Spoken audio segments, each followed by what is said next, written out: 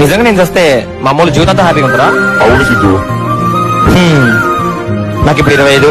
నాకు 20 వచ్చేదాకా ఏకదం మీద అమ్మాయిలను కలపడేటోని, ఫ్రెండ్స్ తో తాగుతూ తిరిగేటోని, లైఫ్ ని పిచ్చగా ఎంజాయ్ చేసేటోని. 23 ఏళ్ళకి జీవితం అంటే ఏంటో తెలిసింది. 24 ఏళ్ళకు కష్టాలు పరిచయమైనాయి. 25 ఏళ్ళకు బాధ్యతలు బరువైంది. చదువుకోవాల్సిన వయసులో చదువుకోకుండా ఫ్యాంటసీలు అని చెప్పి అమ్మాయిలను కలపడి సగం జీవితం నాశనం చేసుకున్నా. ఆ తర్వాత తాగుడు అలవాటు పడి ఫ్రెండ్స్ కి తాగిపించి వాళ్ళతో తిరిగి వాళ్ళు నమ్మక ద్రోహం చేసిందని తెలిసిన తర్వాత ఇంకో సగం జీవితం నాశనం చేసుకున్నా. కానీ ఈ మధ్య కాలంలో నాకు అర్థమైంది ఏంటంటే స్వామి, చెప్తే నువ్వు నమ్మవు, ఈ ప్రపంచంలో అత్యంత బరువైంది ఏందో తెలుసా? కుటుంబ బాధ్యతలు. గ్రాములలో, కిలోలలో, కింటాల లెక్కన కాదు, టన్నుల లెక్కన బరువు ఉంటాయి. మొయ్యటాలే తప్ప తగ్గటాలు ఉండవు. నా జీవితంలో నన్ను మోసం చేసిన అమ్మాయికి, టైం వచ్చినప్పుడు నన్ను వదిలేసి వెళ్ళిపోయిన నా ఫ్రెండ్స్ కి, నా తాహతకు మించి చాలా చేసిన. కానీ ఒక్క మా అమ్మ నాన్నకి మాత్రం ఇప్పటిదాకా ఏం చేయలా. అసలు వాళ్ళు నాకు ఏ సిచ్యువేషన్ లోనూ గుర్తుకురాలా. అమ్మాయి వెనకాల పడి పొరంబోకి వేసేటప్పుడు గుర్తుకురాలా, ఫ్రెండ్స్ తో తాగుతూ తిరిగి చెడిపోయేటప్పుడు గుర్తుకురాలా. అలాంటిది నేను చచ్చిపోతే వాళ్ళు జీవితాంతం హ్యాపీగా ఉంటారంటే తీసుకపో స్వామి.